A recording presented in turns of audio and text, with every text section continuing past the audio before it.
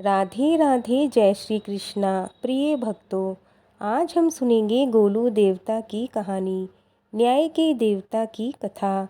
आइए चलते हैं कथा की ओर। गोलू देवता, जिन्हें न्याय का देवता भी कहा जाता है, गोलू देवता अपने न्याय प्रिय स्वभाव एवं सभी की मनोकामनाएं पूर्ण करने के कारण विश्व प्रसिद्ध है। ऐसी लोक कथा है कि गोलू देवता राजा झालूराई की इकलौती संतान थी। राजा झालूराई एक न्यायप्रिय, दयालु एवं तपस्वी राजा थे। उनकी 7 रानियां थीं, परंतु एक भी रानी से उन्हें संतान सुख प्राप्त नहीं हुआ।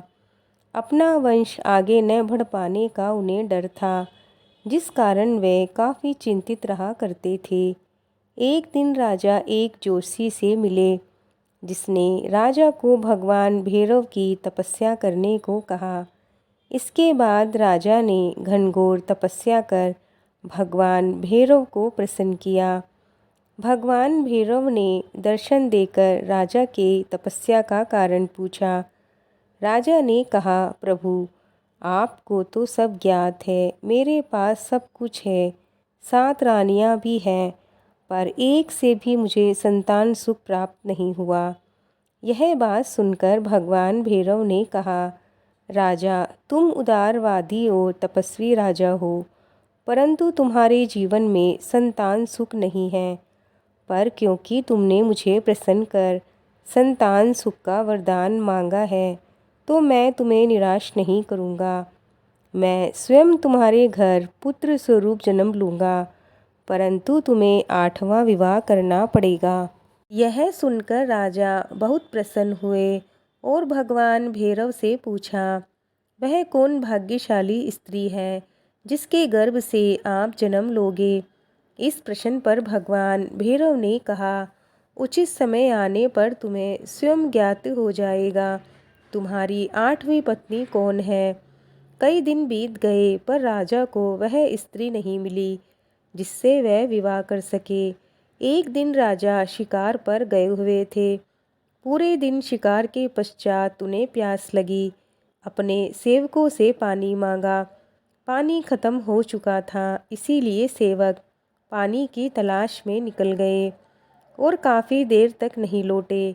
राजा उनकी तलाश में एक तालाब के किनारे पहुँचे, जहाँ उनके सिपाही मूर्छित पड़े थे।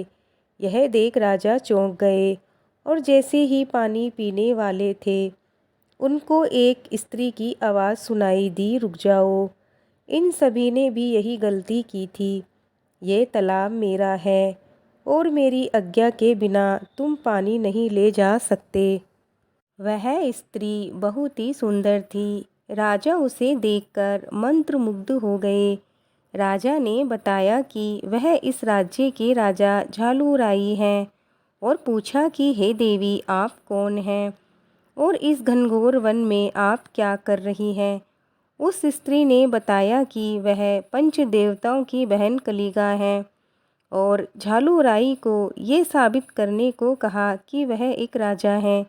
इस पर झालूराई ने कहा कि आप ही बताएं देवी, मैं आपको अपने राजा होने का क्या प्रमाण दे सकता हूँ। स्त्री ने पास में ही आपस में लड़ते हुए 2 भैंसों को देखा और कहा कि आप इनको अलग कर सकें तो मैं मान जाऊंगी कि आप ही राजा झालूराई हैं। राजा ने काफ़ी प्रयास किया, पर वह सफल नहीं हुए। यह देख कलिगा ने स्वयं उन दोनों भैंसों को अलग कर उनकी लड़ाई समाप्त करवा दी। राजा ये देखकर काफ़ी प्रभावित हुए और देवी कलिगा को अपनी 8वीं पत्नी बनाने का निर्णय कर लिया और विवाह का प्रस्ताव पंच देवताओं के सम्मुख रखा। पंच देवता भी राजा झालूराई की महानता से प्रभावित थे, इसीलिए दोनों का विवाह करा दिया गया। विवाह के कुछ दिनों बाद रानी कलिगा गर्भवती हो गई। यह देख 7 रानियां रानी कलिगा से जलने लगी। 7 रानियों ने मिलकर ये योजना बनाई कि कैसे भी रानी कलिगा की संतान को ख़त्म करना है। 7 रानियों ने रानी कलिगा से कहा कि एक ज्योतिषी ने उन्हें बताया है कि जन्म के वक्त अगर तुम अपनी संतान को देखोगी तो वह मर जाएगी। जल्द ही प्रसव का दिन आया। रानी कलिका की आंखों पर पट्टी बांध दी गई। रानी ने पुत्र को जन्म दिया। सातों रानियों ने बच्चे को गौशाला में फेंक दिया ताकि बच्चा पशुओं के पैरों तले आकर मर जाए। और रानी कलिका को बताया कि उसने एक पत्थर को जन्म दिया है और खून से लथपथ पत्थर कलिका की गोद में दे दिया। वहीं दूसरी तरफ गौशाला में पड़े बच्चे को खरोंच तक नहीं आई। गाय का दूध पीकर बच्चा सकुशल था। यह देख सातों रानियों ने बच्चे को नमक के ढेर में दबा दिया, पर वह नमक का ढेर चीनी के ढेर में बदल गया। इसके बाद बिच्छुओं के बीच फेंक दिया, पर बच्चे का बाल भी बांका नहीं हुआ। जब रानियों को कुछ समझ नहीं आया तो उन्होंने बच्चे को संदूक में बंद करके काली नदी में बहा दिया। 7 दिन बाद 7 रात के बाद एक मछुआरे के जाल में वह संदूक फंसा। जब मछुआरे ने संदूक खोला तो उसमें से बच्चा निकला। यह देख मछुआरा और उसकी पत्नी काफ़ी प्रसन्न हुए, क्योंकि उन दोनों को भी कोई संतान नहीं थी। दिन बीतते गए, लड़का बड़ा हो चुका था। वहीं दूसरी तरफ राजा झालूराई अपनी किस्मत से काफ़ी निराश था। एक दिन लड़के को सपने में ज्ञात हुआ कि वह राजा झालूराई का पुत्र है और उसकी सौतेली माँओं ने उसे माता पिता से अलग कर दिया है। साथ ही अपने जीवन का उद्देश्य, जन्म से जुड़ी घटनाएं, सब कुछ उसे याद आने लगा। सब कुछ ज्ञात होने के पश्चात लड़का अपने पिता मछुआरे के पास गया और घोड़े की मांग की। मछुआरा गरीब था, घोड़ा खरीद पाने में सक्षम नहीं था। वह लकड़ी का घोड़ा ले आया। लड़का अपने भगवान भैरव के अवतार को जान चुका था, जिस कारण उसमें दैवीय व चमत्कारी शक्तियाँ आ चुकी थी। लड़के ने अपने चमत्कार से लकड़ी के घोड़े को जीवित कर दिया और घोड़े को लेकर राजा झालूराई की राजधानी की तरफ चल पड़ा। राजधानी के समीप ही एक तालाब के किनारे सातों रानियां बैठी हुई थी। यह देख लड़के ने अपने घोड़े को फिर से लकड़ी का घोड़ा बना दिया और रानियों के पास जाकर बोला, हटो यहाँ से, मेरे घोड़े को पानी पीना है। रानियां ये देखकर हैरान थी कि लड़का काट के घोड़े को पानी पिलाने लाया है। उनमें से एक रानी बोली, बालक तुम पागल हो क्या? लकड़ी का घोड़ा कैसे पानी पी सकता है?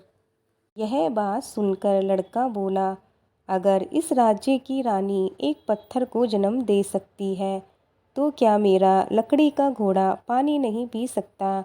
रानियां लड़के का दुस्साहस देख काफ़ी क्रोधित हुई और लड़के की शिकायत राजा से कर दी। लड़के को पकड़कर राजा के सम्मुख महल में लाया गया। राजा ने लड़के से पूछा, क्या तुम्हें इतना भी ज्ञात नहीं कि लकड़ी का घोड़ा पानी नहीं पीता? इस पर लड़के ने कहा, राजन, जब इस राज्य की महारानी एक पत्थर को जन्म दे सकती है तो क्या मेरा लकड़ी का घोड़ा पानी नहीं पी सकता? साथ ही लड़के ने बताया कि वही राजा की इकलौती संतान है, जिसे सातों रानियों ने मिलकर मारने की कोशिश की थी। साथ ही भगवान भैरव और राजा के बीच हुई बातों के बारे में बताया, जिसे सिर्फ राजा झालूराई ही जानते थे। सब बात सुन राजा को लड़के की बातों पर यकीन आ चुका था। वही लड़का उनकी संतान है। साथ ही क्रोधित होकर सातों रानियों को कारावास में डाल दिया। सातों रानियां चीखने पुकारने लगी। रानी कलिका और राजा से क्षमा याचना मांगने लगी। बालक के कहने पर राजा ने सातों रानियों को माफ़ कर दिया। कुछ वक्त पश्चात बालक युवा हो चुका था। राजा झालूराई के पश्चात उन्होंने राज्य का भार संभाला और अपने तुरंत व सही न्याय के कारण ही उन्हें न्याय का देवता कहा गया। यही बालक आगे चलकर गोलू देवता, ग्वाल महाराज, गोलजू बाल गोरिया, गोलुज्जे देव और गौर भैरव शिव गोलू इत्यादि नाम से प्रसिद्ध हुए। मित्रों, ये कथा यहीं पूर्ण होती है। आपको आज की कथा कैसी लगी हमें लाइक कमेंट करके ज़रूर बताएं। अगर आप हमारे चैनल पर नए हैं तो हमारे चैनल को सब्सक्राइब जरूर करें। मिलते हैं और एक नई कथा के साथ। तब तक के लिए जय श्री कृष्णा, जय श्री राधे।